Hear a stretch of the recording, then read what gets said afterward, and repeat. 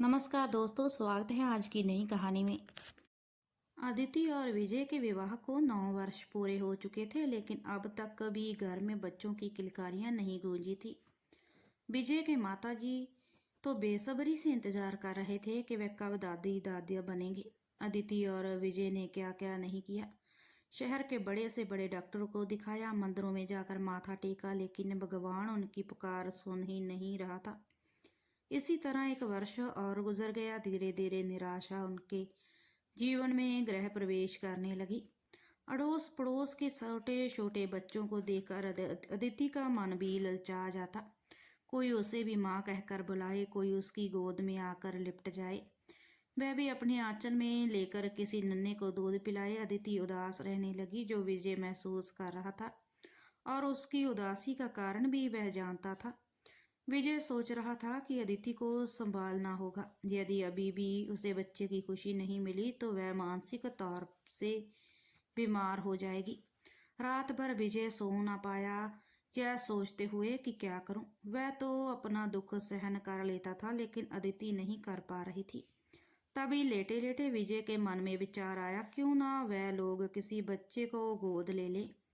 अदिति से पूछने से पहले वह उठकर अपने पापा मम्मी के कमरे में गया और आवाज लगाई, माँ उठो ना। विजय को अपने कमरे में इस वक्त देखकर बिमला घबरा गई। घबराई हुई आवाज में उसने पूछा, क्या हुआ विजय, सब ठीक तो है ना? तब विजय ने कहा, माँ मुझे आप लोगों से बहुत ही खास मामले पर चर्चा करनी है। पापा को भी उठाओ। उसके पापा दीपक तो जाग ही रहे थे। वह सुनते ही वह उठकर बैठ गए और उन्होंने कहा, बोलो विजय, क्या बात करना चाहते हो? अदिति अभी सो रही है, मैं उसकी गैर हाजिरी में यह बात करना चाहता हूँ। हाँ बोलो विजय। पापा, हमारी शादी को 10 साल पूरे होने को आए हैं, परंतु हम अभी तक आप लोगों को दादा दादी बनाने का सौभाग्य ना दे पाई। सब कुछ करके अब हम हार गए हैं, तो मैं फिर भी ऐसे ही जी लूंगा, लेकिन मुझे अदिति की चिंता रहती है। उसका उदास चेहरा देखकर मैं भी दुखी हो जाता हूँ। मुझे डर लगता है ऐसे में कहीं उसे मानसिक बीमारियां ना घेर ले। मैं चाहता हूँ कि अब हमें कोई बच्चा गोद ले लेना चाहिए। यदि आप दोनों इस बात से सहमत हो, आपको कोई इतराज ना हो, तब तो मैं अदिति से भी बात कर सकता हूँ। बिमला ने पूछा, विजय बेटा, क्या अब कोई उम्मीद बाकी नहीं है? नहीं माँ, आपको क्या लगता है 9 साल का लंबा समय बीत गया, क्या अब भी आपको उम्मीद लगती है? अब तक यदि होना होता तो हो जाता। अब तो ज्यादा समय तक रास्ता देखना मुझे ठीक नहीं लगता।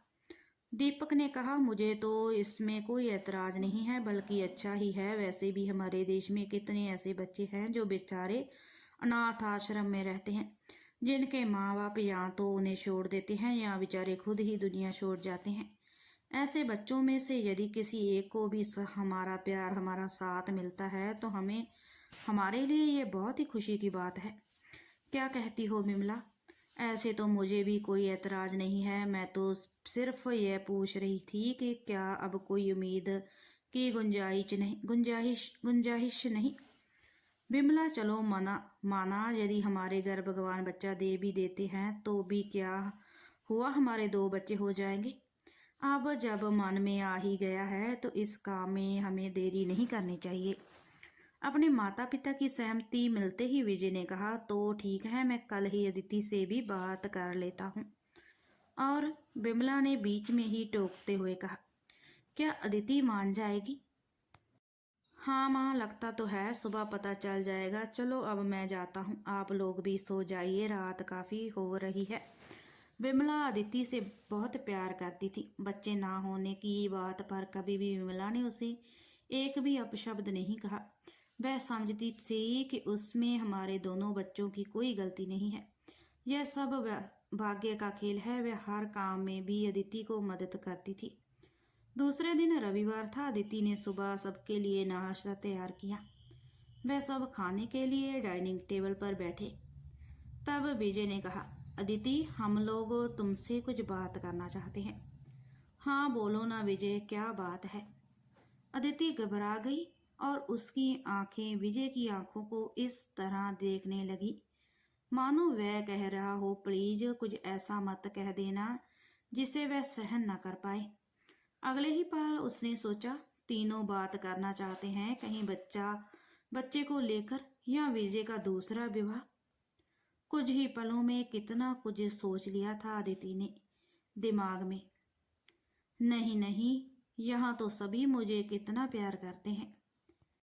तभी विजय ने कहा, अदिति कहाँ खो गई? अदिति चौंक गई। नहीं कुछ नहीं, तुम क्या कह रहे थे? अदिति, क्या हम अनाथ आश्रम से बच्चा गोद ले ले?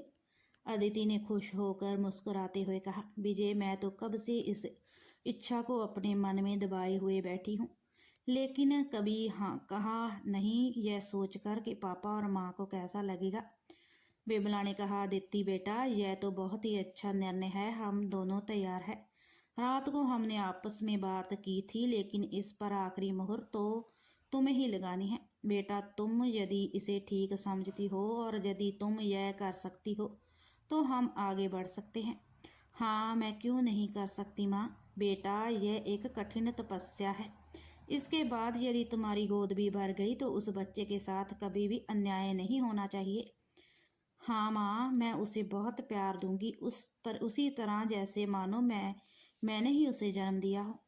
बस बेटा, हम सब तुम्हारे मुंह से यही सुनना चाहते थे।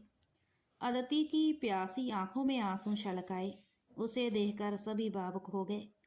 अदिति ने अपने आंसू पोंछते हुए सभी को चाय देने के लिए केतली हाथ में उठाई। उस समय अदिति के हाथ कांप रहे थे। उसके हाथ से केतली लेते हुए विमला ने कहा, लाओ बेटा मैं देती हूँ। चाय की चुस्कियां लेते हुए अब उनके बीच यह सलाह मशवरा चल रहा था कि लड़का गोद लें या लड़की। अदिति ने कहा, मुझे तो कुछ भी चलेगा, बेटा हो या बेटी, बस मेरी गोद सूनी ना रहे। विजय ने कहा, मैं बेटा बेटी में कोई फर्क नहीं समझता, फिर भी मेरी इच्छा है कि हम बेटा लेकर आए। टेबल से सामान उठाते ही बिमला ने पूछा, क्यों बेटा ही क्यों चाहिए? चाय की आखिरी चुस्की लेते हुए विजय ने कहा, माँ मैं ऐसा इसलिए कह रहा हूँ क्योंकि बेटी की शादी कैसे परिवार में होती है, कैसा जीवन साथी मिलता है, बहुत ही चिंता का विषय होता है। आज भी दहेज के लिए लोग मुंह फाड़े खड़े ही रहते हैं। मॉडर्न हो गए हैं सारे, पर दहेज प्रथा का साथ ना छोड़ पाए। यदि ऐसा कुछ घट जाता है तो फिर उस बच्ची का जीवन संकटों के बीच गिर जाता है। वह बच्ची फिर कभी पहले जैसी खुश नहीं रह पाती। यह सुनते ही अदिति घबरा गई और उसके हाथ से चाय टेबल पर छलक गई। मेज पर गिरी चाय को साफ करते हुए उसने कहा, नहीं बाबा, मुझे भी डर लगता है, हम तो बेटा ही लेंगे। अंत इसी निर्णय पर सभी की मोहर लग गई कि बेटा हो लेकर आएंगे। दूसरे दिन सुबह नहा धोकर तैयार होकर अदिति और विजय अनाथ आश्रम पहुंच गए। वहां का पूरा मुआयना करने के बाद वह बहुत से बच्चों से मिले जो थोड़े बड़े हो चुके थे। अदिति ने विजय से कहा, विजय मुझे ऐसा बच्चा चाहिए जिसे मैं अपनी गोद में लिटा सकूं, बोतल से उसे दूध पिला सकूं। छोटे शिशु की तलाश में वह दोनों वहां से निकल गए। अपनी कार में बैठते हुए अदिति ने कहा, विजय मैंने गूगल पर सर्च किया है, कुछ ही दूरी पर एक दूसरा अनाथ आश्रम है जिसका नाम है वारिस है, चलो ना वहाँ चलते हैं। ठीक है, वहाँ भी चलकर देख लेते हैं, हो सकता है वहाँ हमें हमारा वारिस मिल जाए। वारिस अनाथ आश्रम पहुंचकर उन्होंने रिसेप्शन पर अपनी एंट्री करवाई। अनाथ आश्रम के नियम कानून बड़े ही सख्त होते हैं, कोई भी बिना इजाजत के अंदर नहीं जा सकता। आखिर बच्चों की सलामती का प्रश्न होता है। विजय अपने दस्तखत कर ही रहा था कि एक नवजात शिशु के रोने की आवाज उनके कानों में आई। अदिति उस तरफ देखने लगी जिस ओर से वह आवाज आ रही थी। उसने पूछा, मैडम ये आवाज? हाँ मिसेज अदिति, यह हमारे यहाँ कल ही नया बालक आया है, मुश्किल से 4-5 दिन का ही होगा, कोई हमारे यहाँ रात को छोड़ गया था। क्या मैं उसे देख सकती हूँ? बिल्कुल देख सकती हैं। रमा जाओ, इन्हें अंदर लेकर जाओ और उन्हें बच्चों से मिलवा दो। जी मैडम जी, आइए मैडम, आइए सर, चलो चले, अदिति ने कहा। वहां पहुंचते से जैसे ही अदिति ने उस बच्चे को देखा, उसके मुंह से अपने आप ही निकल गया, विजय बस मुझे यही बच्चा चाहिए, मुझे और कुछ नहीं देखना है। ठीक है अदिति, जैसी तुम्हारी इच्छा। उसके बाद उन्होंने वहाँ वहाँ की संचालकता से बात की। विजय ने कहा, मैडम हमें यह बच्चा चाहिए। संचालकता ने कहा, यह बच्चा कल ही आया है, हमें 15-20 दिन लग जाएंगे इसे आपको देने में। हाँ ठीक है, आप अपनी तरफ से पूरी कार्रवाई कर लीजिए, हमें क्या क्या करना है वह भी बता दीजिए। हाँ, आप यह फॉर्म भर दीजिए और नीचे आप दोनों को हस्ताक्षर करने होंगे। जी ठीक है। सभी औपचारिकताओं पूरी होने के बाद अदिति ने पूछा, क्या मैं हर रोज इस मेरे बच्चे से मिलने आ सकती हूँ? देखिए अदिति जी, हमें उससे कोई एतराज नहीं, बस हम 15 दिन इसीलिए कह रहे हैं ताकि कहीं कोई अपना बच्चा कहकर इसे लेने ना आ जाए, वरना आपको ज़्यादा तकलीफ होगी। माथे पर आई शिकन को नज़रअंदाज करते हुए अदिति ने कहा, नहीं नहीं प्लीज़, आप मुझे अनुमति दे दीजिए। ठीक है, आपकी इतनी ज़्यादा इच्छा है तो आप आ सकती हैं। मैं तो सिर्फ इसीलिए कह रही थी कि कहीं आपको बाद में दुख ना हो। कुछ नहीं होगा, यदि लेना होता तो कोई उसे इस तरह छोड़ता ही क्यों। खैर 20 दिन निकल गए और बच्चा अदिति और विजय को सौंप दिया गया। अदिति ने प्यार के साथ उस बच्चे को उठाकर अपनी बाहों में समेट लिया। इस समय उसे ऐसी अनुभूति हो रही थी कि मानो उसकी झोली में भगवान ने दुनिया भर की सारी खुशियां बटोर कर डाल दी हों। प्यार उमड़ उमड़ कर आ रहा था। उसे ऐसा लग रहा था कि वह उस बच्चे को अपने आंचल में छिपाकर दूध से लगा ले, चाहे कोई कितना भी प्यार कर ले, किंतु भगवान ने यह वरदान सिर्फ जन्म देने वाली माँ को ही दिया है। सिर्फ फिर भी वह बहुत खुश थी। बच्चे के माथे को चूमते हुए उसने कहा, देखो विजय कितना प्यारा है, इसे गोदी से नीचे उतारने का मन ही नहीं कर रहा। रखो अदिति, गोद में रखो, तुम्हारा ही है ना ये। नाम क्या रखना है इसका? घर चलकर माँ और पापा जी के साथ नाम सोचेंगे। ठीक है। वह घर पहुंचे तो बिमला ने आरती की थाली लेकर उस बच्चे और अदिति का स्वागत किया। आरती उतार कर वह उन्हें अंदर लेकर आई। सब बच्चे को अपनी अपनी गोदी में ले रहे थे। घर पर उसकी जरूरत का सारा सामान आ चुका था। बिमला ने कहा, हमें इस बच्चे का बहुत ख्याल रखना है, उसे कभी किसी भी चीज की कमी नहीं होने देना।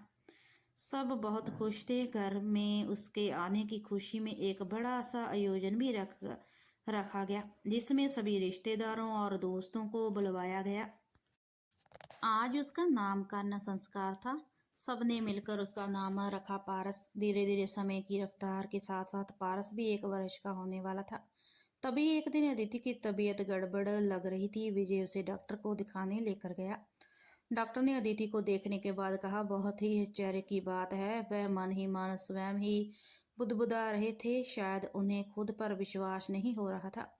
उन्होंने बाजू के कैबिन से अपनी पत्नी डॉक्टर अर्चना जो कि गायनिक थी, उन्हें बुलाया और धीरे धीरे उसने कुछ कहने लगे। डॉक्टर अर्चना ने तुरंत ही अदिति को चेक किया। दरअसल वह विजय से फैमिली डॉक्टर थे। अर्चना ने चेक करने के बाद एक राहत भरी सांस लेते हुए अदिति से कहा, बाहर आ जाओ।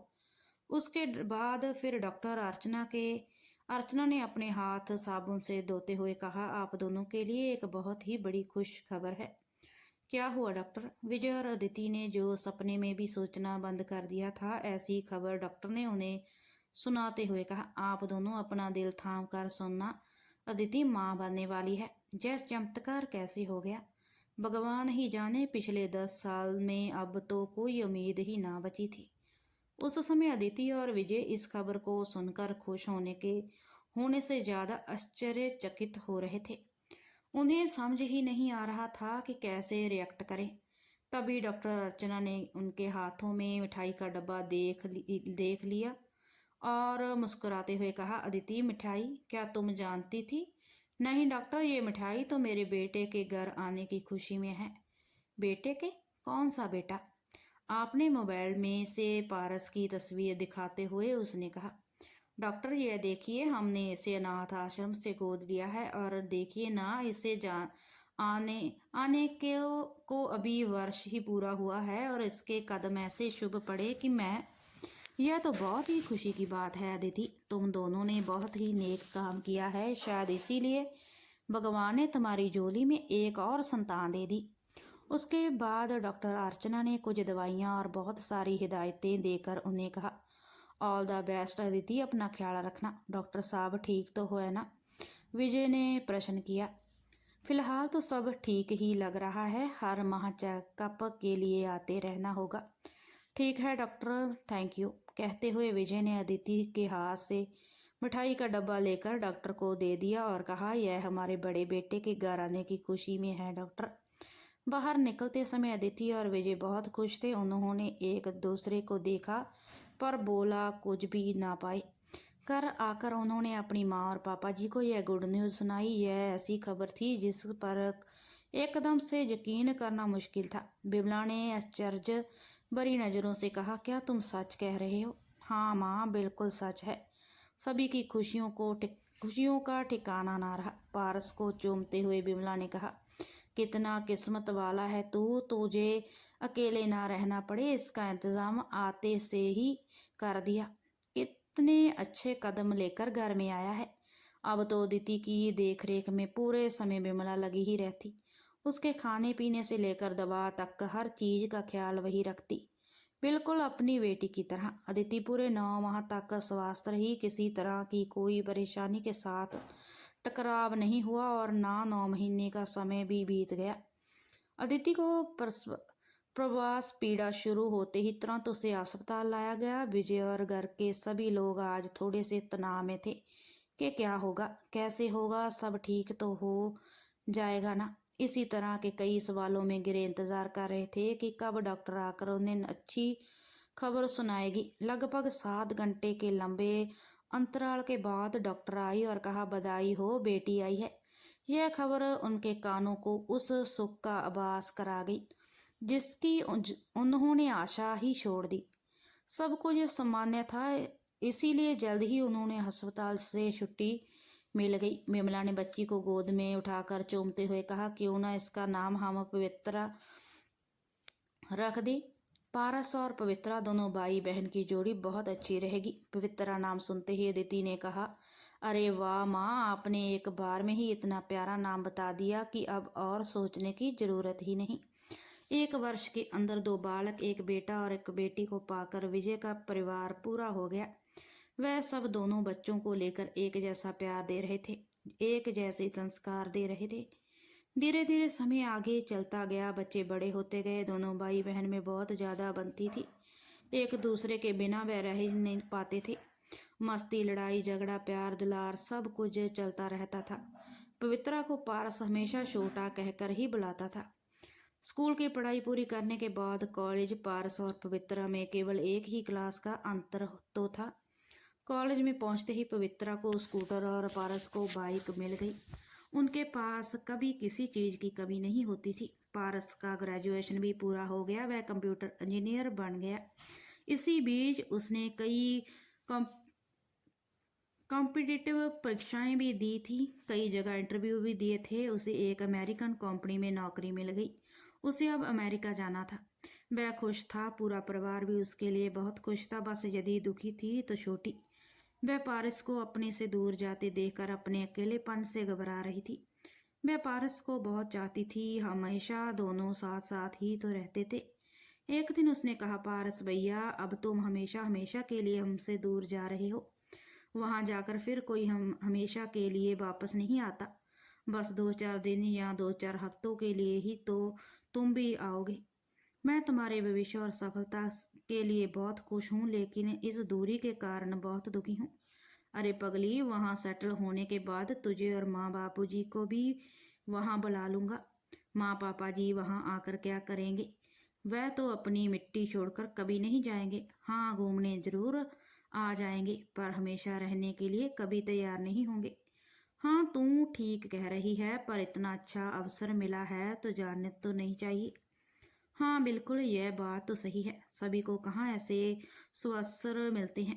पारस की जाने की तैयारियां जोर शोर से चल रही थी। विजय, अदिति और छोटी सब उसे मदद कर रहे थे। रात काफी हो गई थी। अब पारस के अलावा सभी सो चुके थे। पारस अपने कुछ सर्टिफिकेट ढूंढ रहा था, तभी वह उस कमरे में गया यहाँ वह ज़्यादा कभी ही जाता था। यहाँ विजय की अलमारी के में केवल उसकी ही फाइलें रहती थी। पारस ने सोचा शायद पापा जी ने उसके सर्टिफिकेट वहाँ रख दिए होंगे। ऐसा सोचकर उसने वह अलमारी खोली और ढूंढने लगा। तब उसे एक फाइल मिली जिसमें से उसे वह कागजात मिल गए जिसमें उसे अनाथ आश्रम से गोद लिया गया था। उन्हें देखकर वह हैरान रह गया। उसे अपनी आंखों पर विश्वास ही नहीं हो रहा था।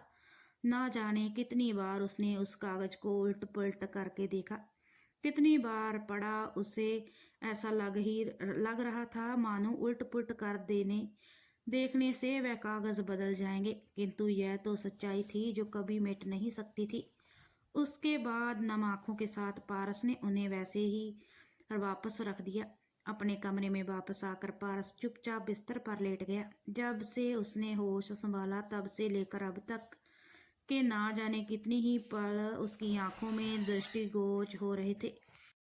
इतना प्यार, इतना दुलार, बिल्कुल छोटी की तरह। माँ पापा ने कभी छोटी और मुझ में अंतर नहीं किया।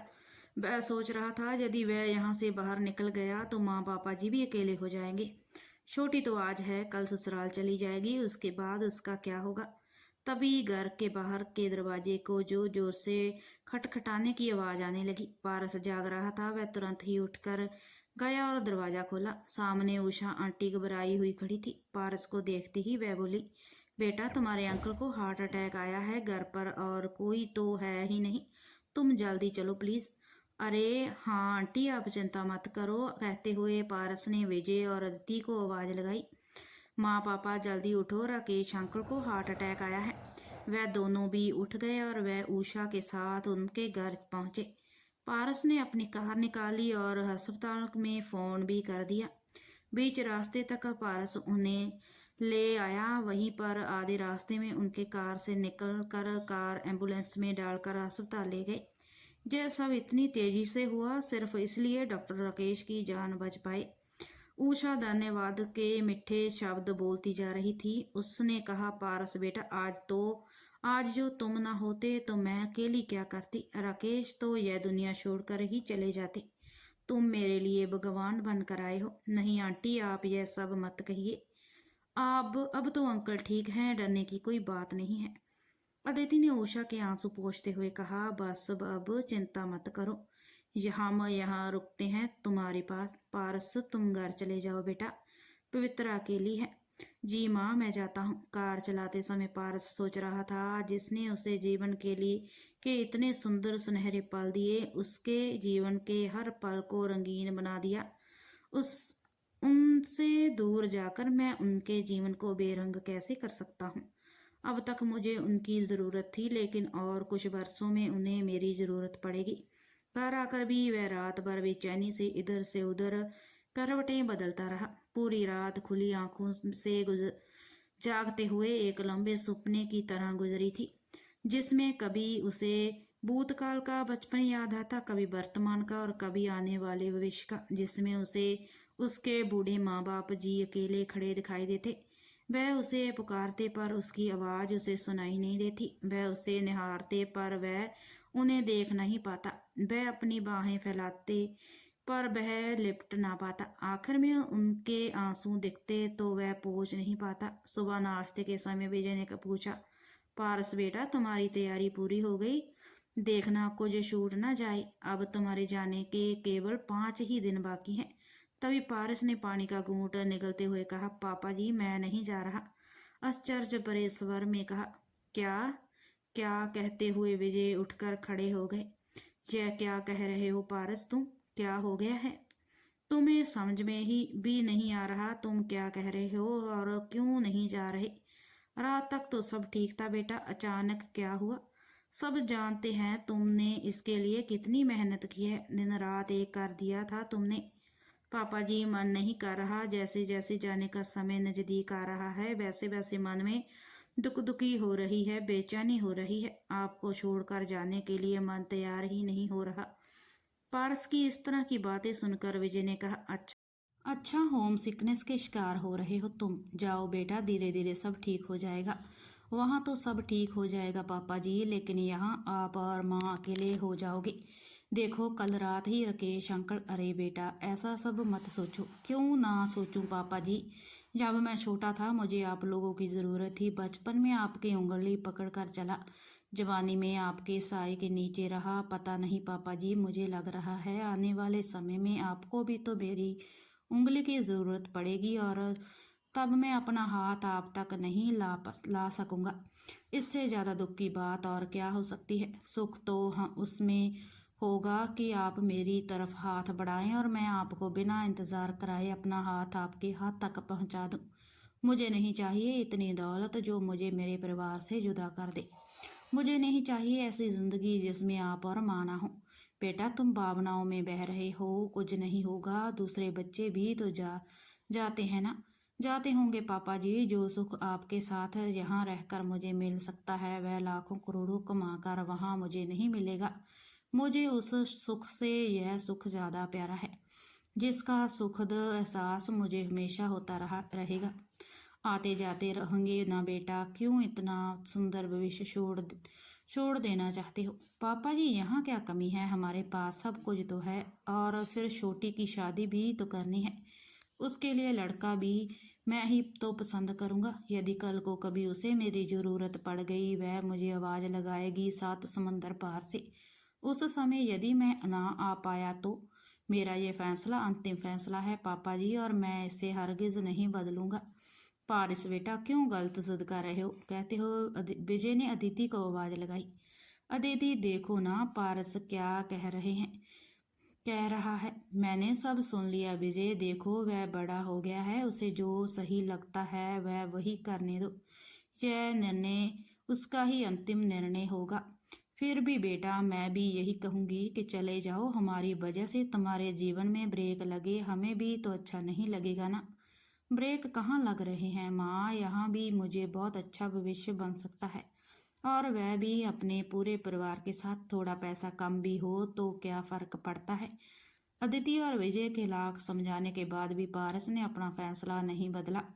विमला भी पारस के इस फैसले को सुनकर खुश थी, पर वह अब तक काफी बूढ़ी हो चुकी थी और दीपक उन्हें छोड़कर हमेशा के लिए जा चुके थे। जब छोटी को यह मालूम पड़ा वह तो खुशी से उछल पड़ी और उसने पारस के गले लगकर कहा, भैया यह तो बहुत ही अच्छा हुआ। तुम्हारे बिना अकेले रहना मैं बहुत दुखी थी। तुम्हें कुछ नहीं कह रही थी। अब जब यह पता चला है कि तुम भी नहीं जाना चाहते, तभी मैंने अपनी यह बात तुम्हें बताई। अब हम सदा यहीं साथ रहेंगे। अरे पगली, तू तो शादी करके भाग जाएगी मुझे छोड़कर। नहीं, मैं ऐसे लड़के के साथ शादी करूंगी जो इसी शहर में रहते हो। ठीक है, तो मैं इसी शहर में तेरे लिए तेरा हीरो ढूंढूंगा। रात में यदि अदिति और विजय अपने कमरे में सोने के लिए गए, तब विजय ने कहा, अदिति आज मुझे वह दिन याद आ रहा है जब छोटे से नन्हे से पारस को हम घर ले आए थे और उसने तुम्हारी सूनी गोद में लेटकर अपनी किलकारियों से उसे भर दिया था। तुम्हारे आंचल में हंसता खेलता छुपता छोटा सा पारस ऐसे कदम लेकर आया कि हमारा परिवार जो एक बेटी की कमी महसूस कर रहा था, वह इच्छा भी हमारी पूरी हो गई। हमारा परिवार उसके आने के बाद ही पूरा हुआ। अदिति ने कहा, तुम सच कह रहे हो विजय। पारस हमारी जान है और हम पारस की जान। सच कहूं तो उसके जाने की तैयारियां करते वक्त भी मन के भीतर एक चुभन सी हो रही थी, बेचैनी हो रही थी। एक दर्द दिल में हो रहा था, ऐसा महसूस हो रहा था हम अकेले हो जाएंगे। यह बात सता रही थी कि पवित्रा की शादी हो जाएगी तो वह तो ससुराल चली जाएगी। कई तरह के ऐसे ख्याल, ऐसे विचार मन मस्तिष्क में हलचल मचा रहे थे। एक बार बच्चे विदेश में के मोह में पड़ जाते हैं तो फिर वापस कभी नहीं आते। वह वहीं के हो जाते हैं, यदा कदी ही आना होता है। पारस ने यह फैसला क्यों लिया यह तो मैं नहीं जानता, पर इतना ज़रूर जानता हूँ कि हमारा खुद का खून भी अगर होता ना तो वह भी ऐसा सुनहरा अवसर हाथ से नहीं जाने देता। लोगों के बच्चे चले ही जाते हैं ना, 2-2 3-3 साल तक वापस नहीं आते। बूढ़े माँ बाप रास्ता देखते देखते थक जाते हैं, आंखें टकटकी लगाकर निहारती रहती हैं। मन के हर पल ही इंतज़ार होता है, एक ऐसा इंतज़ार जो कभी कभी तो ख़त्म ही नहीं होता और जीवन ख़त्म हो जाता है। जीवन सुनसान हो जाता है, कभी ना भरने वाला रिक्त स्थान आ जाता है। कभी कभी तो मृत्यु के बाद कंधा देने तक बच्चे नहीं आ पाते, आना चाहते हैं, पर कई बार हालात ऐसे बन जाते हैं कि जब तक वे आते हैं इधर सब कुछ खत्म हो चुका होता है। मिलन की अधूरी आस के साथ ही कई बार माता पिता दुनिया छोड़ जाते हैं। विजय, तुम बिल्कुल ठीक कह रहे हो। विदेशों की इस माया नगरी के कई सुखद और कई दुखद पहलू हैं। हमारे पार्स ने उसका वह पहलू चुना है जिसमें हमारे जीवन का हर पल सुखद होगा। हाँ अदिति, पहले उसने हमारे सोने आंगन को अपने नन्हे कदमों की आहट दी, अपनी खुशबू से हमारे घर आंगन को महका दिया और अब हमारे बुढ़ापे के आने वाले दिनों को संवारने के लिए इतना बड़ा त्याग भी कर रहा है। मैं जानता हूँ कि वह यह निर्णय केवल हमारे ही कारण ले रहा है, पर अचानक विजय, ऐसा तो क्या हुआ होगा? कुछ नहीं, कल मिस्टर राकेश की तबीयत अचानक खराब हो गई। उनके 3 बच्चे हैं, परंतु तीनों विदेश में उनसे कोसों दूर। शायद इसीलिए उसका मन नहीं मान रहा होगा। यह तो अच्छा हुआ राकेश की जान बच गई, वरना तो जाने से पहले बच्चों का मुंह तक देखने को नसीब नहीं होता। आज भी उनका बुढ़ापा जो तो अकेले ही कट रहा है। बच्चे खूब कमा रहे हैं, संपन्न है, लेकिन माँ बाप कहाँ खुश हैं। सब कुछ होते हुए भी उनके पास आज कुछ भी नहीं है। यदि कुछ है तो केवल अकेलापन। शायद इसी बात ने हमारे पारस को रोक लिया हो। अब तो मुझे भी ऐसा लग रहा है कि हमारे देश में भी क्या कमी है। यदि मेहनत करो तो सब कुछ हासिल हो सकता है। विजय, सच पूछो तो पारस के जाने के बाद हमारा घर भी सूना हो जाता और फिर पहले जैसी रौनक घर में कभी नहीं आती। चलो, इससे ज़्यादा खुशी की बात और क्या हो सकती है कि अब जीवन भर हम साथ रहेंगे। पारस के बच्चों की किलकारियाँ भी हमारे इसी आंगन में गूंजेंगी। हमारा परिवार कभी राकेश जी के परिवार की तरह छिन्न भिन्न नहीं होगा।